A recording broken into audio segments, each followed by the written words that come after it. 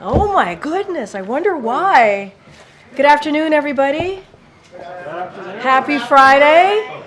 Don't say things don't get exciting in here sometimes. There's no introduction that really is needed here. I have a special guest, as you can see. Mark Hamill has decided to join us on this wonderful Friday, and I am really excited to turn it over to Mr. Hamill. Here we go. Okay, how many of you had Mark Hamill will lead the press briefing on your bingo card? Hands? Yeah, me either. And look, I just got to meet the president. He gave me these aviator glasses. I'm telling you. I love the merch. Love it all. But listen, I just wanted to say I was honored to be asked to come to the White House to meet the president, the most legislative successful president in my lifetime. And, you know, I don't have to go through the list, the bipartisan infrastructure law, the PACT Act, the CHIPS Act, all of that, inflation, 15 million jobs. Look, it's all good. I mean, I was really thrilled to meet the entire staff because, you know, it's not just one person. It's like a composite endeavor. And all these people, my goodness, you know, I mean, I have no idea. I had no idea just what went into what is on his plate on a daily basis. So that's pretty much it. I'm open to questions, although no Star Wars questions, please. But I want to say once again how grateful I am, and it just shows you that one person can be so influential and so positive in our lives, and again, thank you so much. And Peter Baker, I loved your book. Yes. Wow. Thank you, Mark Hamill, for being here. What did you ask? What did you talk about with the president? Well, first of all, I only expected to be there for like 5 minutes. He showed us all these photographs, and you know, it was really amazing to me because, you know, I was invited to the Carter White House, and I came, and then I came to the Obama White House. But I never was invited into the Oval Office, and it was a large gathering. So this one was really extra special. All right, sir. So, yes. President Biden bring up Star Wars too, sir? Well, you know, I called him Mr. President. He said, you can call me Joe. And I said, can I call you Joe B-1 Kenobi? And he liked that. But listen, I'm not really here to dominate. I have to turn it back over to our wonderful Press Secretary Karine, Jean-Pierre. So thank you all so much. Thank you. All right, thank you. Thank you. Okay. Thank you so much for being here. I got to get those shades. He's your only hope. Thank you, guys. Thank you. No one ever claps for me when I get off the podium. I'm just saying. I know, the unexpected. Expect the unexpected. I don't even know where to go from there, but I do have, now I feel very by myself. Let's let the team come in. Thank you. Thank you, Sam, for joining. Sure. All right, okay. I do have a couple of things before we get into, turn it into some serious business and take your questions. Thank you so much for indulging us today. We thought that might be a nice thing to do for you all to see Mark Hamill as he was here, as you just heard, visiting with the President Biden, here today. So today marks World Press Freedom Day, an occasion that highlights the importance of a free press, both of our democracy here in the United States and for our societies around the world. From exposing corruption and human rights abuses to covering communities and conflicts the world over, journalists risk their lives every day in the pursuit of truth, In a statement this morning, President Biden reaffirmed his commitment to support and take action in defense of media freedom. The Biden-Harris administration has already launched a robust government-wide campaign and built a coalition of countries to counter the proliferation and misuse of commercial spyware, which has been misused against journalists, and continues to provide legal and other support for media who face persecution around the world. The president also called again for the immediate, unconditional release of all journalists who have been detained around the world, including the Wall Street Journal's Evan Gershkovich, Radio Free Europe Radio Liberty's Alsu Kamashiva, and of course, Austin Tice in Syria. In the coming weeks, the president will take executive action in response to the global crackdown on press freedom, declare it a grave threat to national security, and authorize measures including sanctions and visa bans against those who attempt to silence the press. The United States stands by media around the world and will continue to do our part to support their important work. Today, we also have another important day event happening later today.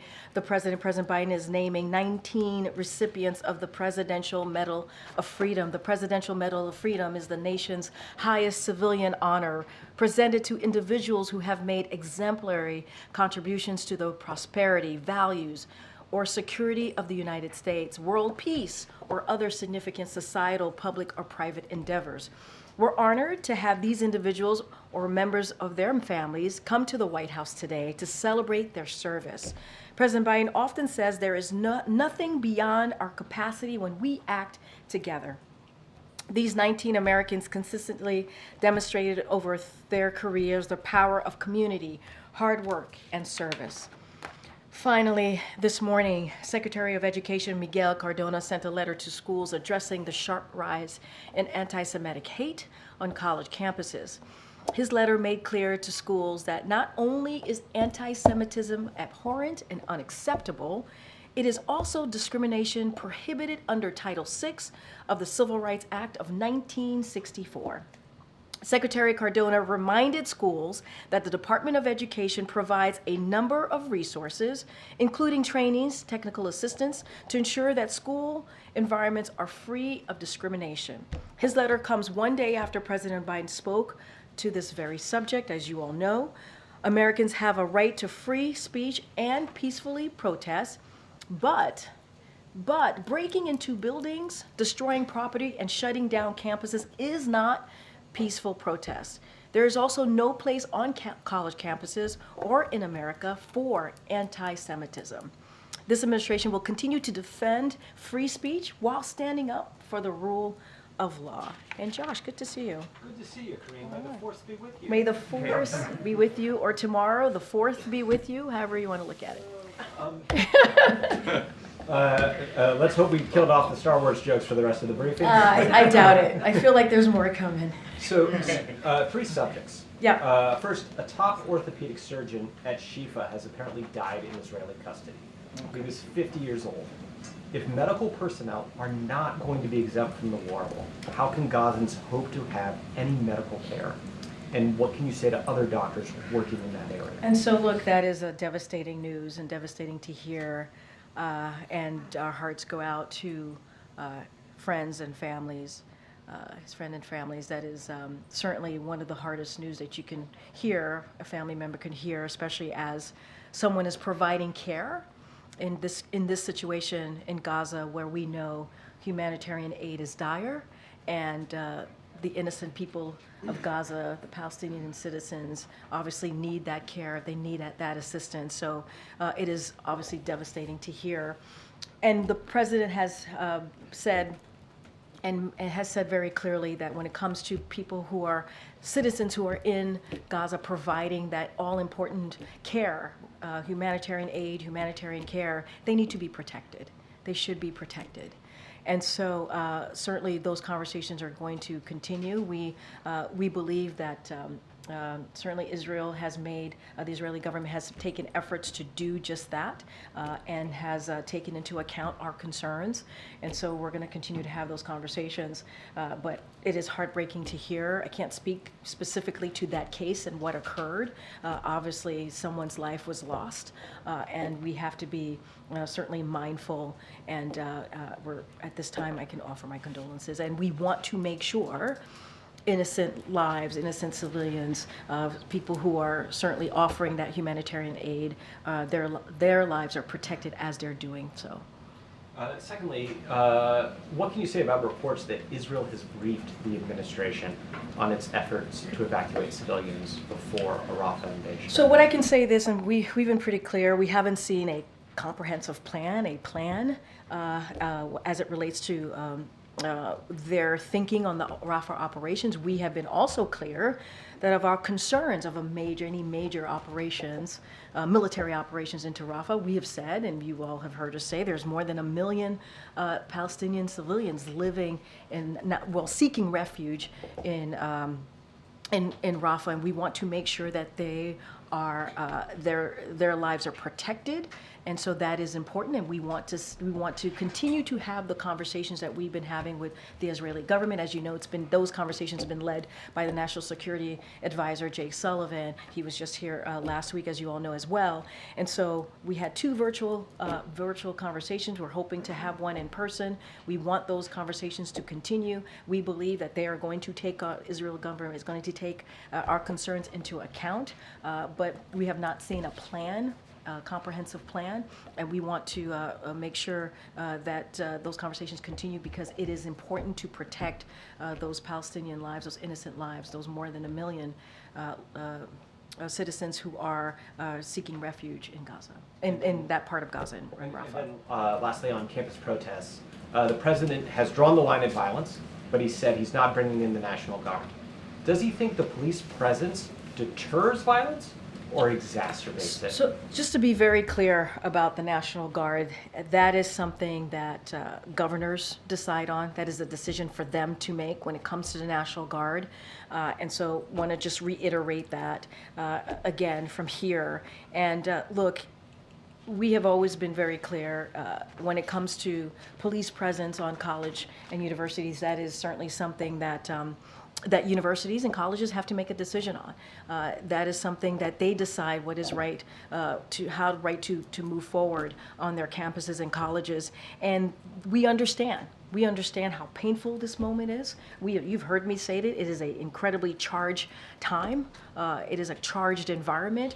And it is very difficult because of that charged environment for law enforcement. We also believe, and it is important, that all Americans can peacefully protest within the law. They have to be able to do that. It is, you heard from the president, it is part of our fundamental American principles, part of what make America's freedom, right, to be able to protest peacefully in this country. And it is also important, which is the second part that the president talked about yesterday, is the rule of law. We have to follow the rule of law. Violence is not protected here, but Americans have the right to peacefully protest within the law, and we're going to be very consistent here. And as I said, these are incredibly painful time, and it is a very charged moment, and we understand how difficult that could be. And so I'll just leave it there. Is that your 3 topics? Yes. Okay, all right, excellent. Thanks, Karine. So you say that you haven't seen a comprehensive plan for Rafah, but I am told by a U.S. official that the U.S. has been briefed on some sort of initial plan. So can you just tell us what the reaction was to Israeli counterparts about that initial brief? So I'm going to be super mindful. These conversations are, these are diplomatic conversations. We don't read out in details and specifics on the conversations that we have certainly with all of our counterparts here. The last time there was a virtual meeting, we did have a readout there, but I don't want to go into details. We have been very clear in public and in private that our concerns with a large military operation into Rafah, we're not in support of that. And so obviously there's been conversations. There's been 2 virtual led conversations led by the National Security Advisor on this particular topic, Rafah operations. We read out to all of you the last time that the president spoke with the Prime Minister of Israel. Rafah operations came up in that conversations. We're not going to go into details from here, but I think we've made ourselves very clear. There are more than 1.5 million Palestinians who are seeking refuge there. And so we believe those lives need to be protected, and we're going to continue to have those conversations. So to be clear, the U.S. was not satisfied with whatever the U.S. I'm on in this I'm not going to go into details or specifics from here. We've been clear about our concerns. We're going to continue to be clear about our concerns here. Those conversations are going to continue, and I'm just going to leave it there. And just switching gears a little bit, a new ABC News Ipsos poll found that nearly 4 in 10 Americans say the U.S. is doing too much to support Israel. That's up from about 3 in 10 in January, so it is showing that support for Israel is declining as the war drags on. Is the president concerned about this? I'm not going to go into every poll that comes out. That's for political pundits to do. I used to be one. I'm not one anymore, standing here at this podium. But what I can say is that we saw what happened on October 7th. We heard from Hamas, a terrorist organization, what they said that they would do.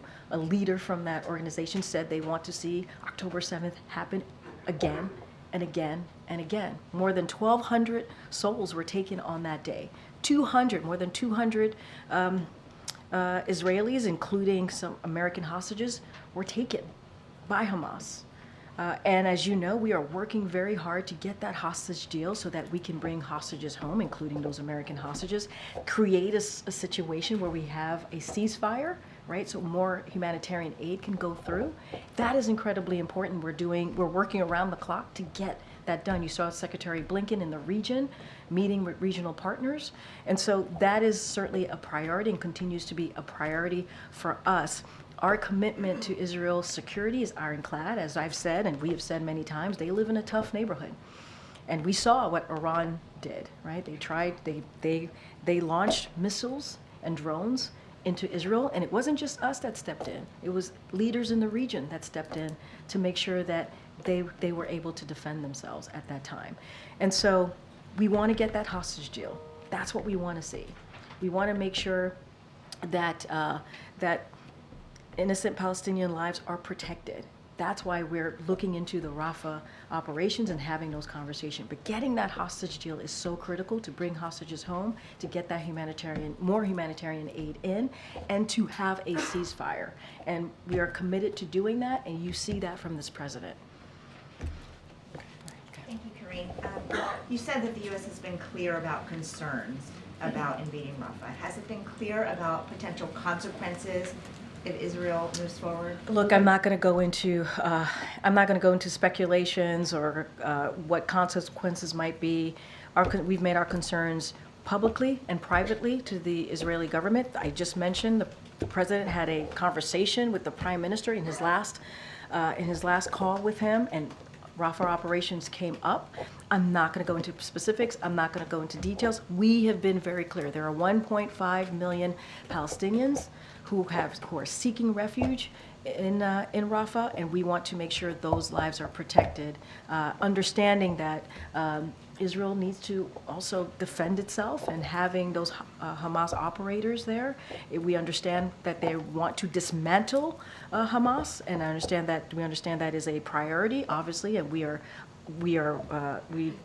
we certainly appreciate that. We also want to make sure that those 1.5 million Palestinian lives who are seeking refuge there are protected. And we believe there's a way to do that, and we're going to have those conversations. I'm not going to get into specifics from here. We have learned that the King of Jordan is meeting with President Biden here at the White House next week.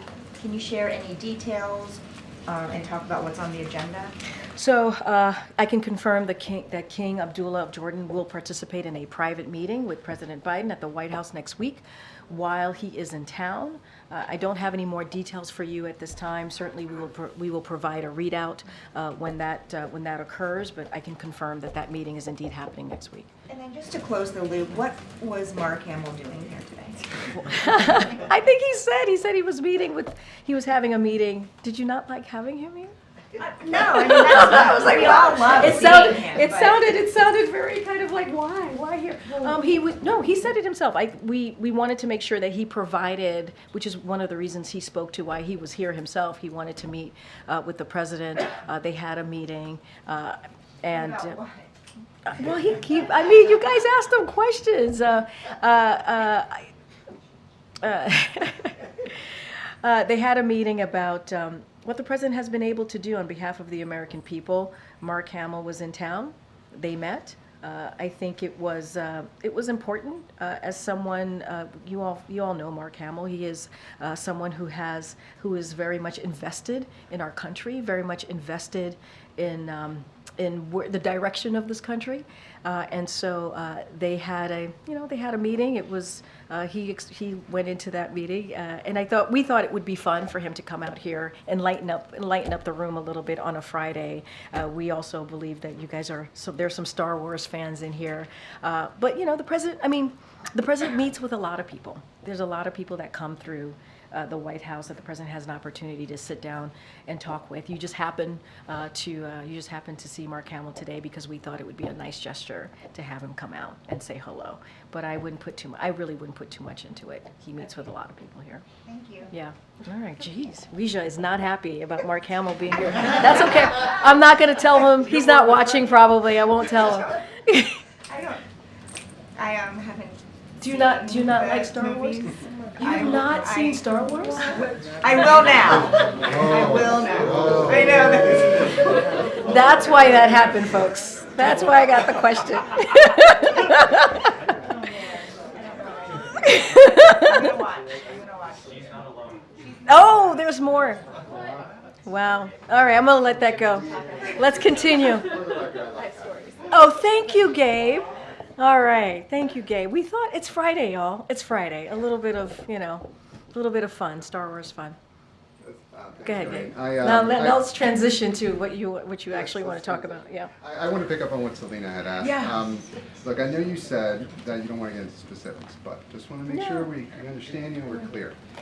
You did say that Israel has not provided a comprehensive plan to invade Rafah. However, our reporting and reportings of others have suggested that they have briefed the White House on a plan. So what you're saying, by not saying comprehensive, you're saying that you have a plan, but you just don't think it's good enough. What I can say is that they have certainly, there's been conversations that have happened over the last 2 virtual meetings. And what I can say is we have been clear on our position. We continue to be clear on our position.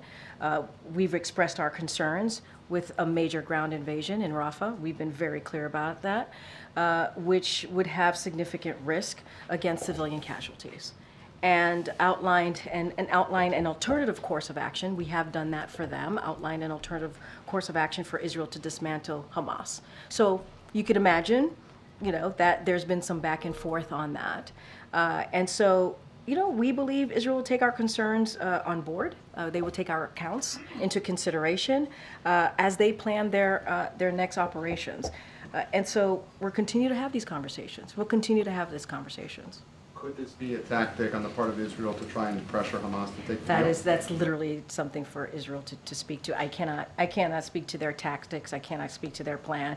I will say and reiterate that we are working very hard to get a hostage deal, obviously. And actually, what I will say is the Hamas has that deal. That is on the table.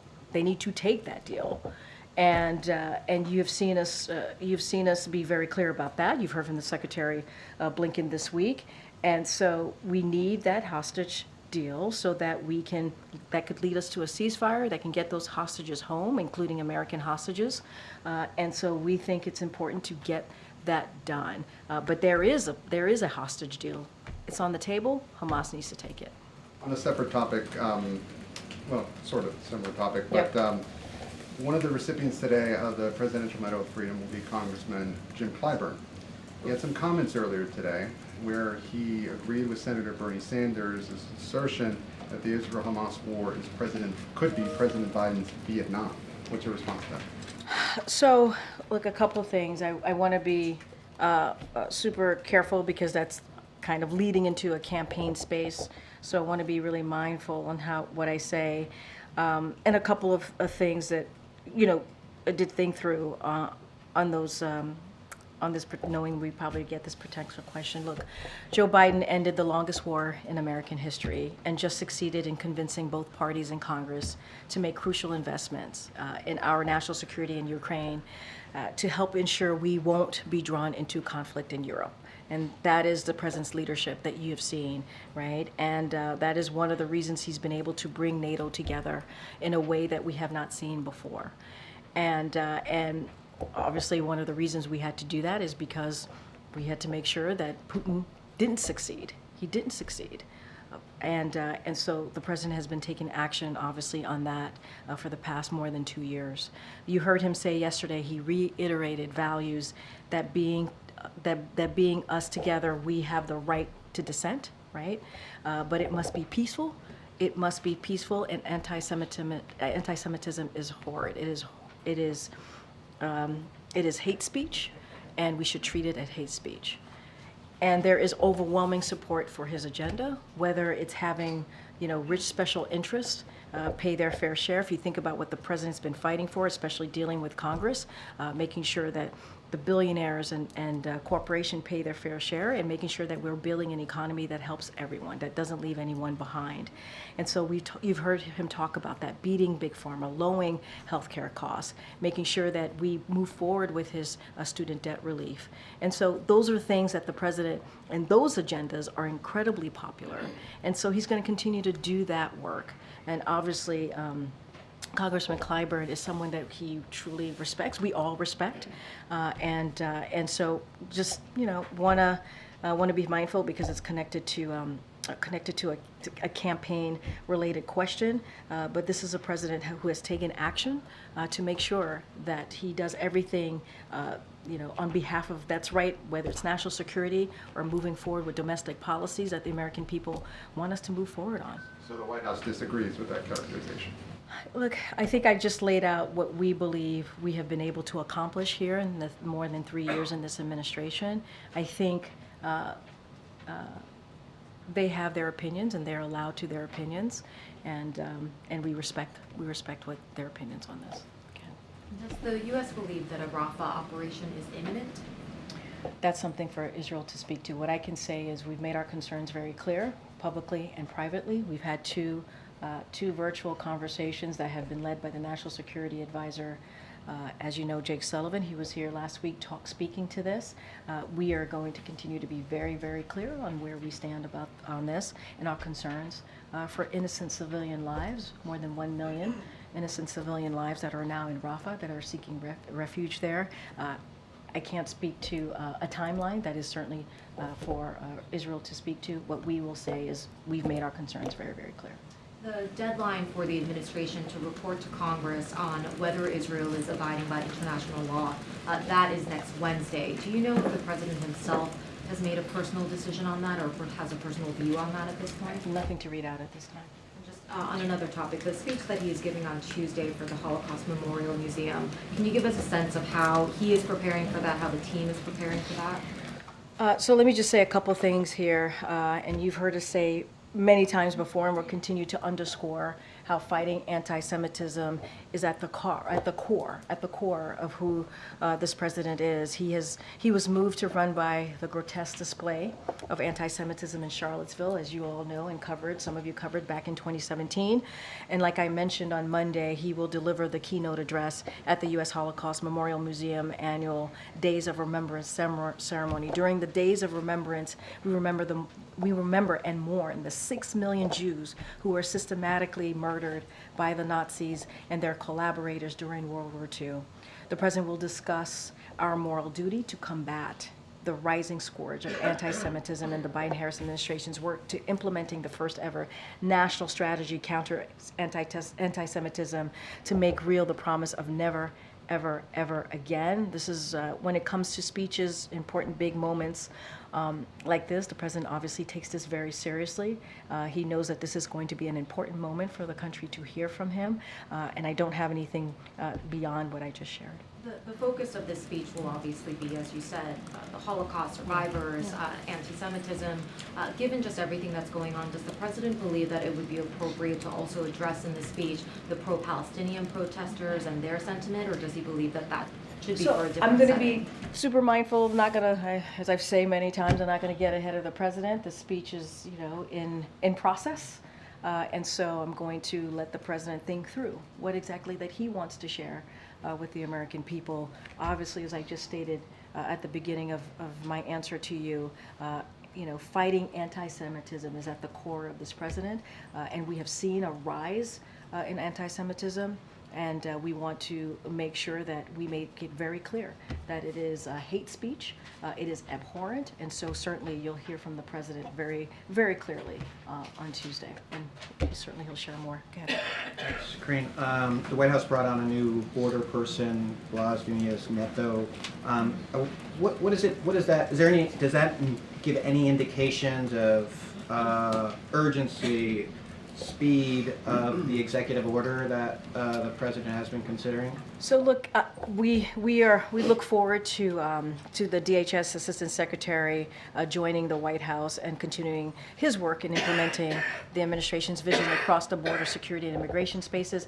Don't have anything new to read out on any new announcements, but look, this is an administration that is committed to fixing the broken immigration system. On his first day of this administration, the first piece of legislation that he put forward was a comprehensive piece of legislation to deal with the broken system, to deal with what we're seeing with at the border, the challenges. And then we moved forward when that legislation was not moving forward in Congress. We had a 2-month negotiation process with senators to come up with a bipartisan proposal. And so that was rejected, as you all know, by Republicans because of the former president stating that this would hurt him and help Joe Biden. And that is unfortunate. We know that this is an issue when we talk about the immigration system that majority of Americans care about. And so, That he could take. look, we believe that the bipartisan border security agreement that came out of the Senate that was rejected by Republicans because of the former president is the best way to move forward in a comprehensive way. That's what we want to see. And I've stated this many times before, as it relates to any other actions, we're always going to look at other opportunities, other actions. We always will.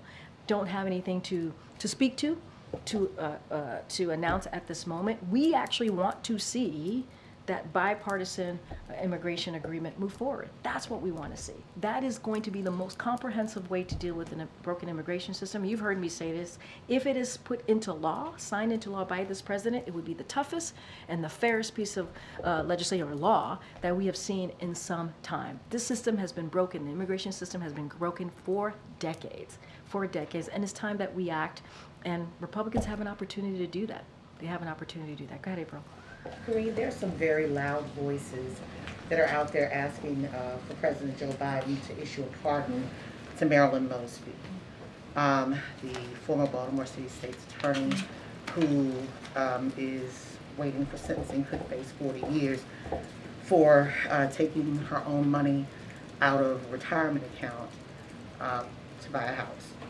And this group, to include Bakari Sellers and Angela Rye, have pulled together a lot of civil rights leaders. What is the president's thought about all of this, especially as she was one of those who really was groundbreaking in efforts of policing and accountability? And Bakari Sellers says that it looks like political persecution as well as retribution for what she did many years ago in the Freddie Gray case that still has yet to have accountability for his death. So I want to be really mindful here because that is obviously a Department of Justice process, and I don't want to be certainly speaking to any individual pardon request. That is not something that I can do. The DOJ has their process. Department of Justice, as I just mentioned, employs a process that is thorough, that is deliberative, a process to review, when it comes to a process to review executive clemency petitions. And then individuals obviously submit their applications there. There's an application process. Want to be super mindful, don't want to speak to an individual case here, and so I'm going to be really mindful. This is a Department of Justice kind of jurisdiction, and so just going to leave it there. But the president could indeed say, yes, I would like to see this happen, and add his voice to this petition? Well, this is a Department of Justice. They go through a process. It's very thorough. Right. It's very deliberative. I don't want to speak I don't want to speak to any individual process. I gotta be super mindful here. Need to be really careful as DOJ runs, Department of Justice runs this process. And so there's a application process for individuals. Certainly there's a route for them to go. I want to be really, really mindful. This is not something that we do from here, from this podium, as you can understand. No, go ahead, Rachel. Go ahead. I mean, I get what you're saying, Yeah. that there's an application process. But can the president support, or can the vice president and the president support the fact, yes, there should be a pardon, even if there is an application process, whether it happens or not? As you know, when the president and the vice president weighs in, that is, you know, It tips the scale sometimes. I mean, you just laid that out. So I want to be really careful because there is a process that the Department of Justice has to go through. It is thorough and it is deliberative, and so we have to let that process go through. And I don't want to. I don't want to speak on that process, and just want to be really, really mindful here. Is the president aware of what's happening in this case? Because she was one of the forefront persons yeah, I know. calling for accountability. It didn't happen in Baltimore, but there was a ripple effect with Ahmaud Arbery and Derek Chauvin and those with George Floyd. Is he familiar with this? I certainly know who you're speaking of. I have not had an opportunity to speak to the president about this, so I can't. I can't say if I can't say the president's thoughts on this because I have not spoken to him about it. But obviously, it is very well known of what she has done. But I don't want to. I just want to be super mindful. This is a Department of Justice process. As you know, we're really, really careful from here, from this podium. We respect that process here. Thank you. Russia's state-controlled energy company posted its first net loss since 1999 yesterday. Does the White House see that as efforts to isolate Russia working? Say that one more time. Yeah. Russia's state-controlled energy company posted its first net loss yesterday since 1999. So I want to be mindful. I want to talk to our team about this. I don't have any information for you to dive into at this time. Let me take that and bring it back to the team. Can I ask another energy question then too? Does the White House think the FTC made the right decision in approving Exxon's acquisition of Pioneer, even though the company has been accused of colluding with OPEC? Yeah, I'm not going to comment on that either at this time. Okay. Thanks, Karine. The International Criminal Court prosecutor issued a statement today warning against, quotes, threats and attempts to intimidate the court over his work. That comes after reports that both Israel and some members of Congress had warned of retaliation against the ICC if it charges Israeli officials. Just wanted to get your reaction to that, and and as to whether the White House would back retaliation against the ICC for charges against Israeli officials. So we obviously oppose any threats or intimidation to public officials, including ICC officials. So obviously we're going to be always mindful and be very clear about opposing any type of threats or attempts to intimidate. That is something that you'll hear from us pretty consistently. But we've been clear. I was asked about this particular investigation by ICC a couple days ago. We do not support it. We do not support this investigative probe. We do not believe it's within their jurisdiction. We've been very clear about that, and that obviously still remains. I'm going to be really. You're asking me about what could be next, and if we would weigh in if they were to move forward. I'm not going to get into hypotheticals from here, but we've been very clear. We oppose this investigation. We do not believe it's within their jurisdiction. Yes, thanks, Karine. The President was very clear in condemning the violence at the protest, but does he believe that any of the issues that have been raised by the protesters across campuses is legitimate?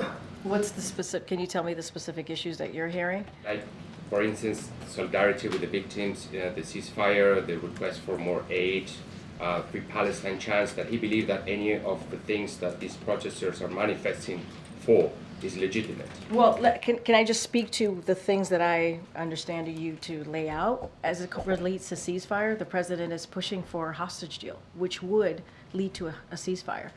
And if you have a ceasefire, this hostage deal, it would create an environment to get more humanitarian aid into Gaza. And you saw Secretary Blinken in the region just the other day. He did a press conference in Israel, and he talked about the increased effort that we have undertaken to get more humanitarian, to get more trucks into Gaza. And so we have seen an uptick, and so we want to continue to see that. But we have to see this hostage deal. So get to a ceasefire, get more humanitarian aid. We understand the dire situation that the Palestinian Americans the Palestinian citizens, are dealing with right now. And so we want to make sure that we get humanitarian aid in. What about the requests from these protesters from universities to divest in We do Israel not, that is, or that to is, stop that is, sending and weapons I was to asked this Israel? question and we do not support that. Go ahead, Adam. Thanks. On avian flu, we've talked with several hospital officials who have told us that the health system is essentially unprepared for another major health crisis if bird flu were to start spreading widely among people. In particular, hospitals don't have the manpower. There's still concerns about the ability to get supplies quickly, and communication and data sharing, they say, hasn't improved markedly since even before COVID. So I'm curious what the White House's response is to those concerns and whether there are any preparations ongoing to ensure we can respond to that kind of crisis. So I want to, we are monitoring this very closely and taking this very seriously. It is a top priority for this administration to make sure that communities are healthy, safe, and certainly informed. So we're monitoring this closely. The president has directed his administration to do the following: protect public health, protect our nation's food supply, and monitor all trends to prevent the spread of avian flu. CDC they have reported that the risk for general public is low, and federal agencies are coordinating with local authorities. And so we're monitoring closely. We want to make sure that communities feel safe, they feel protected, and have the information that they need. And you heard from the CDC directly on this. Is there a belief that the hospital, the health system as it stands, is prepared enough to withstand another major health crisis of that? So that's not something for me to speak to from here. What we're doing is taking this very seriously. We're monitoring the situation. CDC has spoken to this and said the risk to the general public is low. I think that's important to note. And the president is on top of this, making sure that his agencies are doing everything that they need to do to make sure that communities are protected, that our communities are informed, and certainly are healthy. Okay, Karine. Thanks, Karine. On abortion, does the administration have any reaction to this report that a Texas man has filed a petition to state district court in Texas to try and investigate possible illegal activity that was committed, he's saying, by his ex-partner because she went to Colorado to get an abortion? So wait, what? Say that one A more man time. is looking to have an investigation into possible illegal activity. His ex-partner traveled out of state from Texas to Colorado to seek an abortion. Get an Look, abortion. that sounds like there's a legal case. Going to be careful not to respond from here. What I will say more broadly, and what we have continued to say, that the attacks on reproductive health care that we have seen and makes it incredibly difficult for women to make decisions on their own body, for their own health, is devastating. It is devastating what we're seeing. And sadly, because of what happened, the overturning of Roe, because of the Dobbs decision that happened almost 2 years ago, we have seen just chaos across the board. And we see tens of millions of women who are now at risk of not being able to make that decision. I can't speak to individual cases. What I can speak to is the chaos that we have seen. What I can speak to is what the president and this administration, the Biden-Harris administration, are committed to protecting a woman's right to choose, a woman's right to make a decision on her own body, on her own health care. And it's not just abortion, as you know. It's IVF that's under attack, contraception that's under attack. And so we're going to be very loud, continue to be loud and clear about that, and ask Congress to make sure that Roe becomes the law of the land, and they need to take action. Don't want to get into legal cases out there. I cannot do that from here. But as it relates to reproductive health care, we've been very clear, and we continue to do that from here. Karine? Oh, go ahead. Thanks, Karine. So the president says that he wants to let the tax cuts, the Trump tax cuts, expire. If that law expires, it does raise taxes on almost every American. So does he still support that expiring without anything else in place?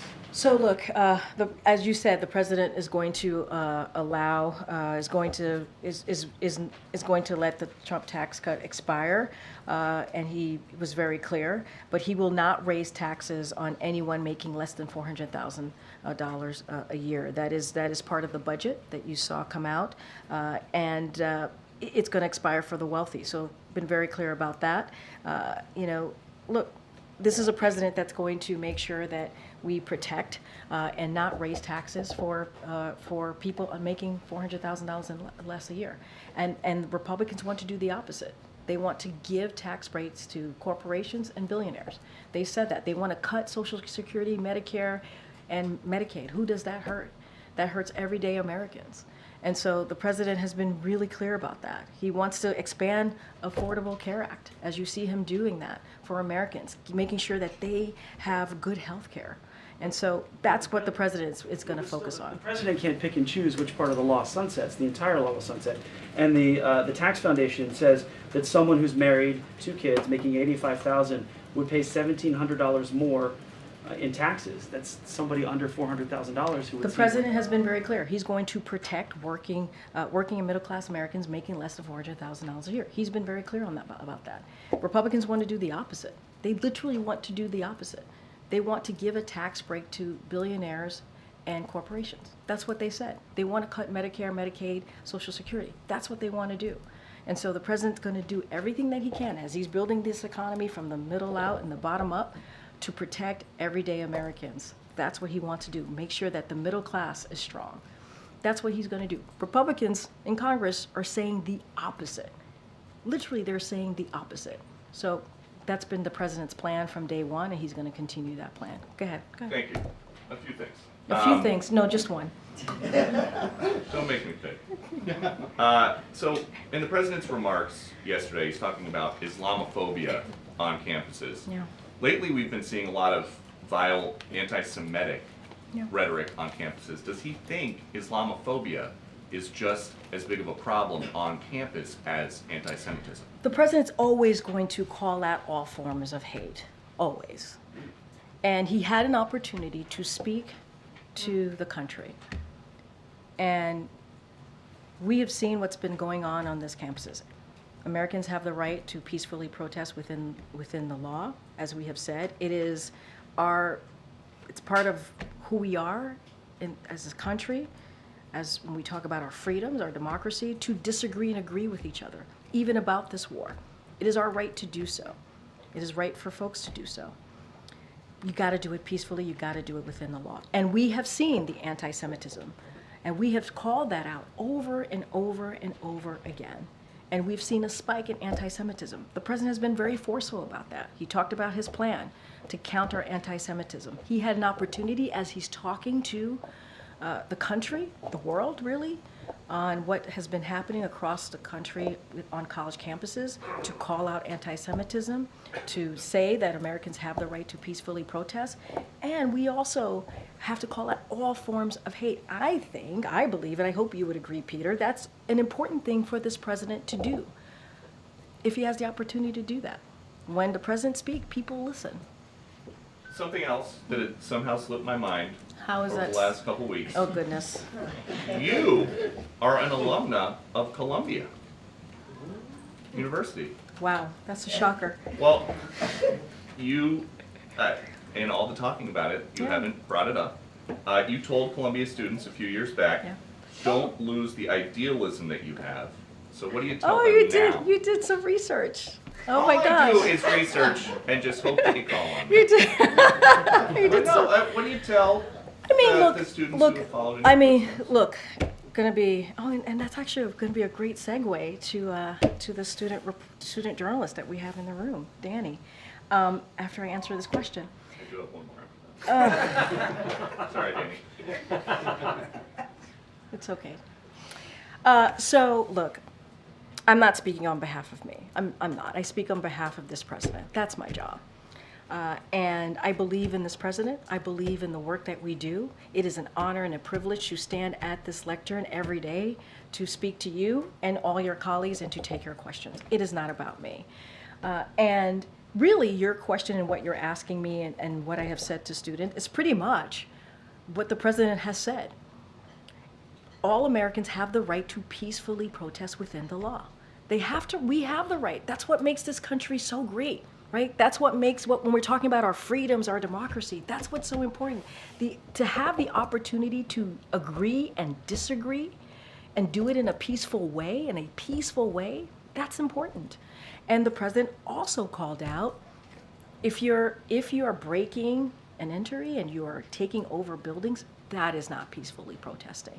And the president was very clear about calling that out as well, and also anti-Semitism, and calling it what it is hate speech.